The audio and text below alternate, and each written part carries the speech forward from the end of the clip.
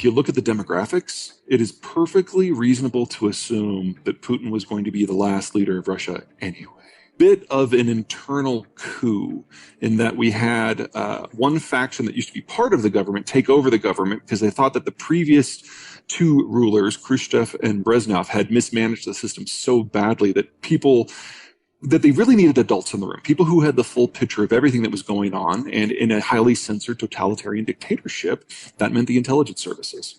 So the KGB generated Yuri Andropov, Chernenko, and ultimately Gorbachev, all from the KGB, to run the system.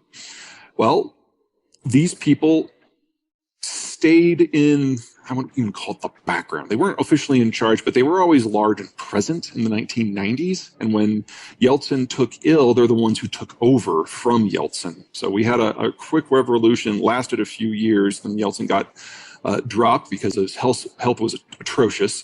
And the KGB has been in the KGB's successor, the FSB, has been in charge of ever since. Now, Putin is obviously from that crowd, but so has everyone around him. Alexei Miller of Gazprom is probably the best example. But the chiefs of all of the major companies that they're called the Silivarchs, the security oligarchs, that have taken over chunks of the Russian economy in large bites ever since 1999. They are all personally beholden to Putin. They are all from that inner circle, and they are all over 50. So there is not a generation waiting in the wings that has been trained. Putin has been very effective at pruning any potential challengers to his rule. So he will be the last capable, competent president of the Russian Federation. Every once in a while, we have a faction within that group that kind of rises to prominence because they want to succeed. And as soon as Putin thinks they might be get closer to succeed him, he smashes them. And so right now, we haven't had anybody like that for a few years. The best case scenario is we get something a little bit like what happened after Mao left in China, like a gang of 4 from the different factions who rules as a committee, and then one of the 4 offs the other 3, and then he's in charge. That's kind of the best case scenario now. I think it'd be more likely that Putin has so removed everyone of leadership talent that we're probably going to have more of an organizational collapse. Igor Sechin of Rosneft, that's the state oil company, is probably the most capable who's left, but everyone else of the 150 KGB members that are left so thoroughly hate him in all things that it's really doubtful that he'd be able to rally anyone to his flag. So there really is no one. We look at leadership different than the Russians do. The strong man is who rules Russia. It always has been. The terrain does not lead to regional leaders, or regional economics that are separate. So like, here, Texas, New York, California, Florida, Minnesota, these are all discrete economic entities. And so we have a federal system where each of the states chooses their own leadership and then submits their leadership choices at a representative level to Washington. That would never work in the Russian Federation. In the Federation, you've got Moscow, you've got St. Petersburg, and then you have all these secondary cities that are dependent upon some degree of link to one of those two, and all of them have been conquered by Russia over the course of their existence. Every single one of them. Russia is not a republic. It's certainly not a democracy. It's a multi-ethnic empire. And with that sort of political and economic footing, someone's in charge. And if someone's not in charge, no one's in charge. And the future of Russia, in my opinion, is probably going towards the latter. But for now, it means that you have a strongman in the center who appoints regional strongmen like Kadyrov to look after things for him. This is not about growth. This is not about jobs. This is not about popularity. This is about control. And from Putin's point of view, choosing Kadyrov's father, because that was who he originally appointed back in 2001 as his successor, was smart because he turned one faction of the Chechens against the other Chechen factions, and together with the Russian military, they were able to break them all.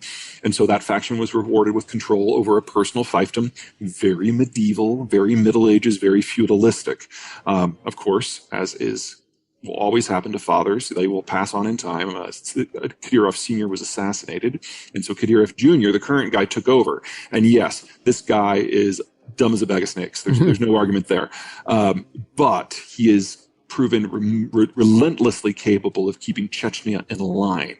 So Chechnya is no longer functionally part of the Russian Federation from an economic point of view, but the independence push was squelched, and Kadyrov regularly participates with Moscow when it comes to security issues. Specifically, Putin relies upon the Chechens to assassinate people in Russia who he finds politically inconvenient. The emphasis that American hostage rescuers have on rescuing the hostages, that mindset doesn't really exist in Russia. So the Russian military just gassed the theater and killed 3/4 of the hostages, and then went in with gas masks and shot everyone who had an explosive vest. The conspiracy theory that if you're going to pay attention when you should pay attention to is that back in 1999, a couple of apartment blocks in Moscow were blown up. No one in Chechnya claimed credit for it, and the Chechens had kind of screamed all of their bombings and successes from the rooftops for every other tech they'd ever done. But Putin blamed the Chechens for them and used that to whip up Russian public opinion into a frenzy and launch the Second Chechen War. So did Putin do it to his own people? Considering his ethical standards, I don't think it should be ruled out, but there's certainly no proof one way or the other. This is the middle war. So, Nagorno-Karabakh, Georgia, Crimea, Kazakhstan, these are all kind of in their back pocket now. Ukraine, even control of all of Ukraine doesn't solve the problem on the Western Front. They would, in addition, need Moldova, the northeastern sliver of Romania, that's part of the Bessarabian Gap. That's how the Turks have often invaded.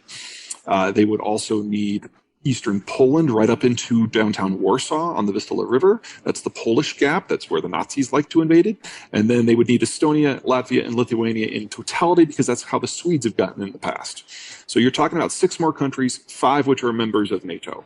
Obviously, that's where things get very dicey. I mean, they could probably capture Moldova in a long weekend, although looking at the military effectiveness so far, maybe I should extend that out to a month. Yeah, spring break at least. But for the other 5, if Ukraine is able to keep the fire lit, then the Russians aren't going to have enough conventional forces to do this. And the only thing worse than having a Russia that didn't try to do this and just kind of shrivels in time would be a Russia that leapt forward, launched the war, paid all the prices for the war, and still remains strategically unmoored. So there's a point we're going to get to in a few months, probably later this year, certainly next year, where the Russians will have digested Ukraine and Moldova to their satisfaction, their plan, and then they'll have that clash with NATO. And that's when the nukes become a very real question. Think about what the Russians did in Crimea. They started moving in troops. It was apparent that the populations were Russified enough that they were not going to resist. And when talk in the West started coming around about, we're going to back dissident forces like, say, the Crimean Tatars, who are basically Turkish, the Russians snarled, well, that will mean an end to all energy and imports from the West energy exports from Russia into Europe. And at which point Angela Merkel, in one of her more ignoble moments, said, no, Crimea is Russia's. We will have a level of sanctions that will not approach anything that causes economic pain to either side, and we are going to call it there. That is no longer an option. So strategic weapons are now on the table for that threat.